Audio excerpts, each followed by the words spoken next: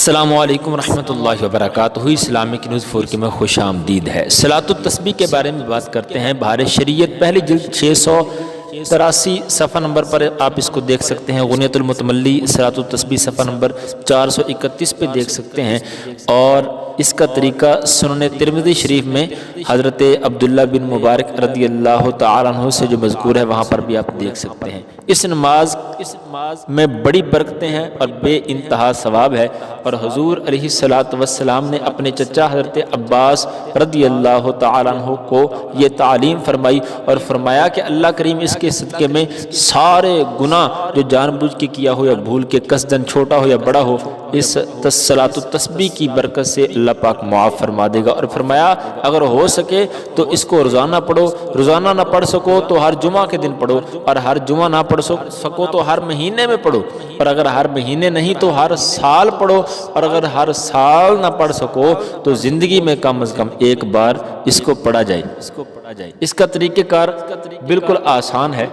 آپ نے یہ کلمات سبحان اللہ والحمد للہ ولا الہ الا اللہ واللہ اکبر، یہ ایک رکعت کے اندر 75 مرتبہ پڑھنے ہیں، اور 4 رکعتوں کے اندر 300 کی تعداد پوری کرنی ہے۔ اس کی 4 رکعتیں ہیں، آپ نے اللہ اکبر کہہ کر نیت باندھ لینی ہے، اور اس کے بعد ثنا پڑھنی ہے۔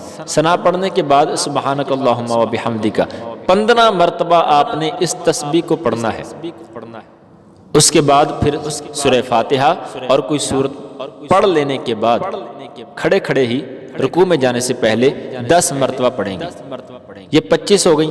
اب آپ نے رکوع کرنا ہے، اور رکوع کی تسبیح پڑھنے کے بعد 10 مرتبہ پڑھنا ہے۔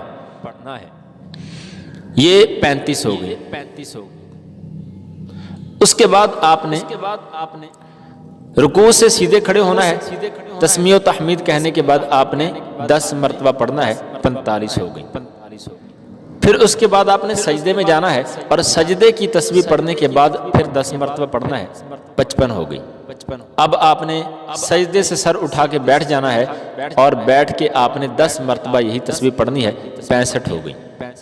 اب آپ نے دوسرا سجدہ کرنا ہے، اور دوسرے سجدے میں بھی تسبیح پڑھنے کے بعد اس تسبیح کو 10 مرتبہ پڑھنا ہے، یہ آپ کی 75 پوری ہو گئی۔ اور اس طرح آپ نے 4 رکعتوں کے اندر 300 کی تعداد پوری کر لینی ہے۔